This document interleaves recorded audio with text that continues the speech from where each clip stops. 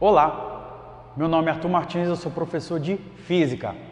Nós vamos dar início agora a mais um objeto de conhecimento para a prova do Enem. Estamos diante aqui da ondulatória. E para iniciar o estudo de ondulatória, a gente começa com a introdução. São perguntas que nós fazemos no nosso cotidiano. Qual a importância prática das ondas? Diversão? Pegar ondas no mar? Surfar nas ondas mecânicas? Podemos surfar na internet? Ouvir músicas? No caso das ondas sonoras. Pelo rádio? Ondas eletromagnéticas. Ou ver belas imagens? Ondas luminosas. Por meio da TV?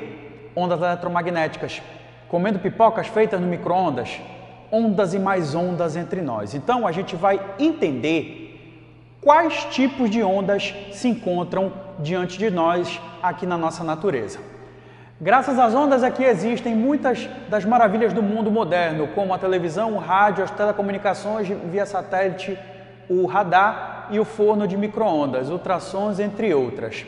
Então a gente começa a entender que as ondas elas possuem uma grande importância no nosso dia a dia, sendo que às vezes a gente acaba nem percebendo.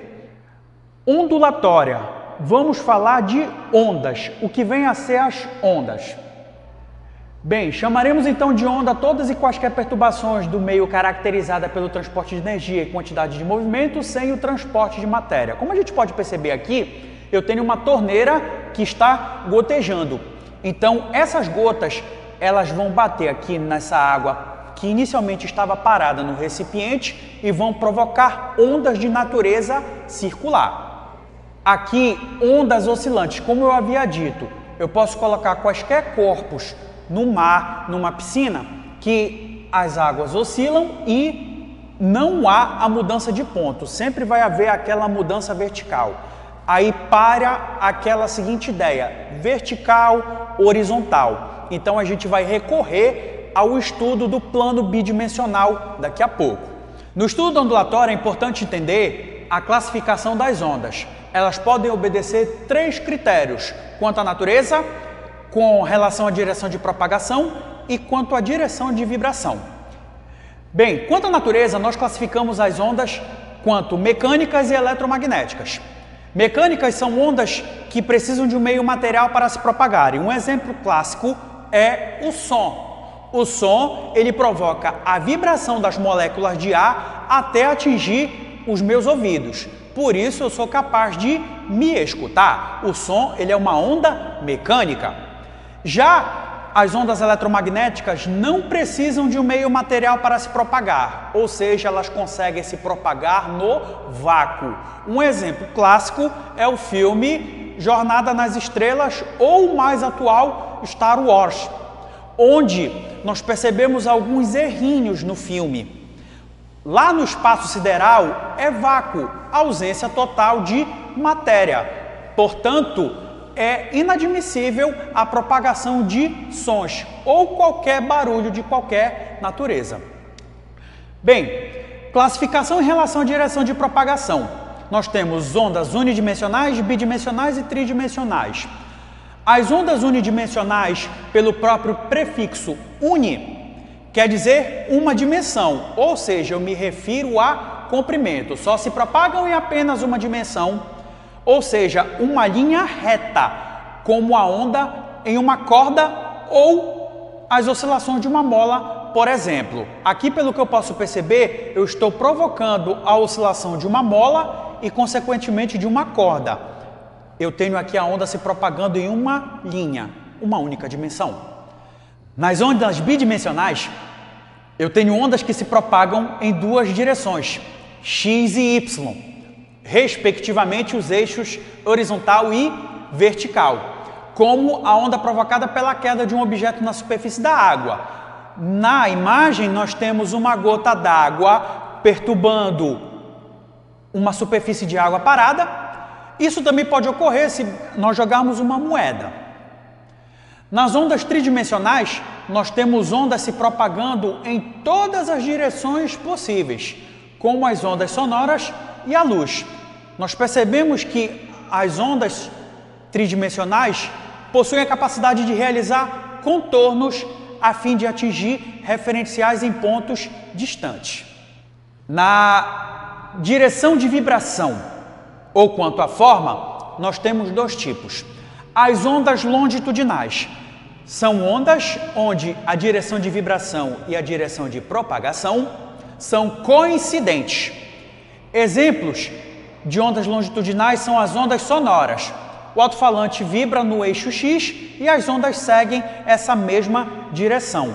Então, eu tenho o comportamento das ondas semelhante ao que acontece numa mola. Comprime-se alguns anéis da mola e depois a energia é transmitida para os anéis seguintes. Bem, já nas ondas transversais, a gente já está percebendo aqui propagação e vibração sendo perpendiculares ou ortogonais, formando 90 graus entre si. Aqui nós encontramos a onda no plano bidimensional, eixo vertical, eixo horizontal. Nesse momento nós vamos entender quais são os componentes da onda. Primeiro, eu chamo atenção para os pontos mais altos, B e F. B e F na ondulatória, sendo os pontos mais altos, eu vou chamar de cristas. Cristas são os picos de onda. Não é à toa que os surfistas, eles buscam sempre a crista da onda para desenvolverem altas performances. Depois eu chamo a atenção aqui para os pontos mais baixos, D e H. Os pontos mais baixos são chamados de vales. A, C, E, G e I são pontos que se encontram na linha de equilíbrio da onda. A linha de equilíbrio é essa linha de preto. Nesse momento, nós vamos entender o distanciamento entre os pontos. Primeiro, eu observo que a distância entre a linha de equilíbrio e um vale e a linha de equilíbrio e uma crista são as mesmas. Eu vou chamar essa distância vertical de amplitude. Por sua vez, a distância entre dois pontos em concordância de fase, no caso, como eu havia falado agora há pouco, o B e o F, ou D e H, eu vou chamar de comprimento de onda. É o espaço horizontal percorrido pela onda. O espaço vertical é a amplitude. Em alguns livros nós vamos encontrar a amplitude simbolizada pela letra A maiúsculo, enquanto que o comprimento de onda ele é representado pela letra grega lambda. É mais ou menos como se fosse um Y, ao contrário. Todas as ondas possuem algumas grandezas físicas, que são comprimento de onda e a amplitude, respectivamente, as distâncias horizontal e vertical da minha onda bidimensional. E, para finalizar a parte inicial, mais dois conceitos de suma importância. Nós observamos aqui a presença de frequência e período. Frequência e período não são estudados somente no movimento circular uniforme. Nós podemos trazer esses dois conceitos para o estudo da ondulatória. O que vem a ser a frequência? A frequência trata-se do número de oscilações executadas nesta onda. Já o período, ele refere-se ao tempo de uma oscilação completa.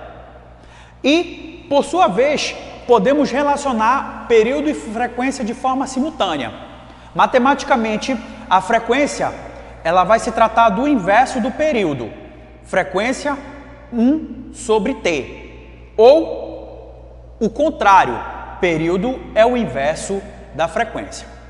Então, meus queridos, se você entendeu a nossa aula de hoje, deixa o like no nosso vídeo, comentem aqui embaixo todas as dúvidas, o que vocês não entenderam, o que entenderam. Inscreva-se se você não está inscrito, clique no sininho e na opção escolha todos. E assim você vai estar por dentro de todo o conteúdo quando nossos vídeos aqui subirem no YouTube. Muito obrigado e até a próxima.